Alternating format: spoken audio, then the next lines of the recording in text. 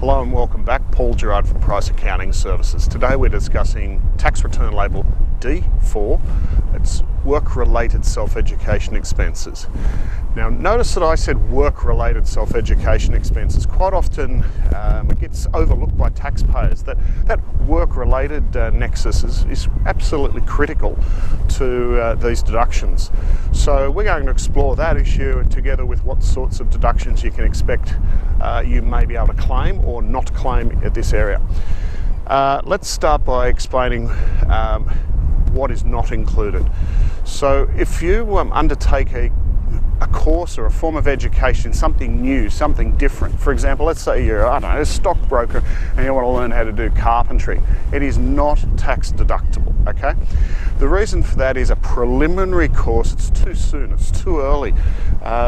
It's a bit like a carpenter who has chosen a course of a career in carpentry cannot claim a work-related self-education expense related to their apprenticeship or their preliminary education.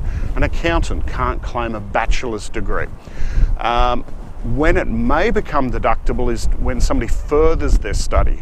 So let's use that example of the accountant. Let's assume that somebody's a bookkeeper and they're unqualified as an accountant. They enjoy their role, they're employed as a bookkeeper, they do want to progress. And they choose to then go on and do further study, maybe TAFE, get a diploma or go to university, and their intention is to progress to become a chartered accountant or a CPA or some other form of professionally recognised accountant and a tax agent. Those expenses will be deductible for that person. So that's an important distinction. Avoid the preliminary stuff. The other thing that's not going to be covered under self-education can be where there's no nexus to income production.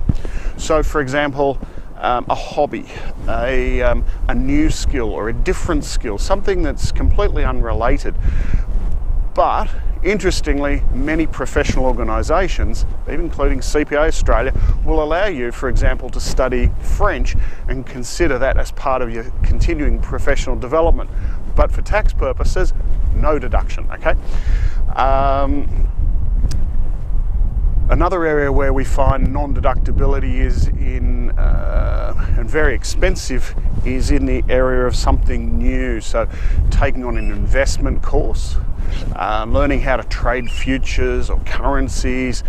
They don't relate to what you do now, so it's not deductible. If anything, it might relate to an investment intention, but again, preliminary to the actual endeavour and highly likely to be non-deductible. Something an advisor probably needs to discuss with you and give a little bit of guidance and advice on, because we're generally talking larger dollar values. Another cost that we frequently see that is non-deductible relates to coaching. Now, coaching takes many forms. There are business coaches who focus on very specific things, and arguably their cost may well be deductible in terms of being a mentor to your existing role and your existing responsibilities and your need to progress.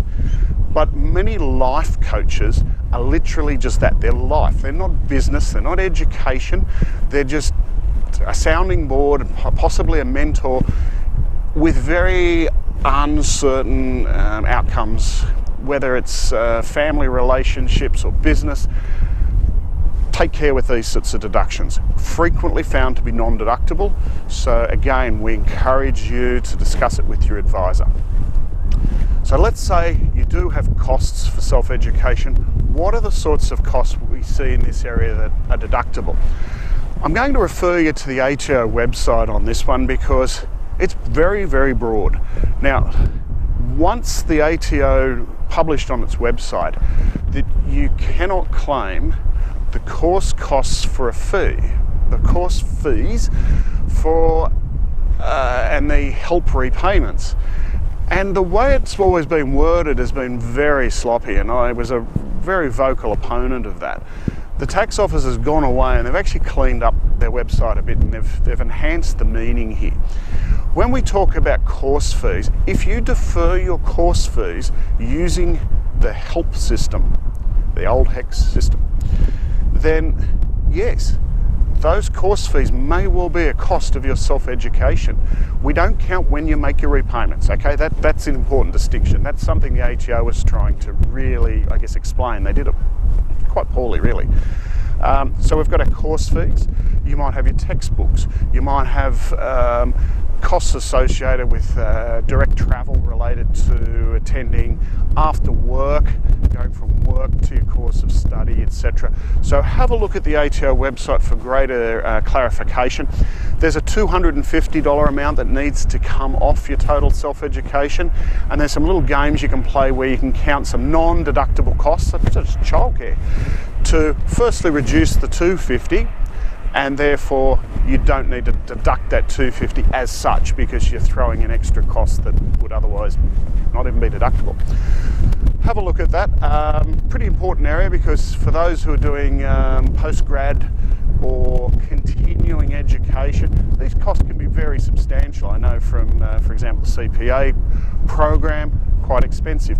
And you can include things like travel and tolls, etc., where they directly relate to your attendance. So there's those sorts of things. One other area to just be cautious about is overseas related self-education.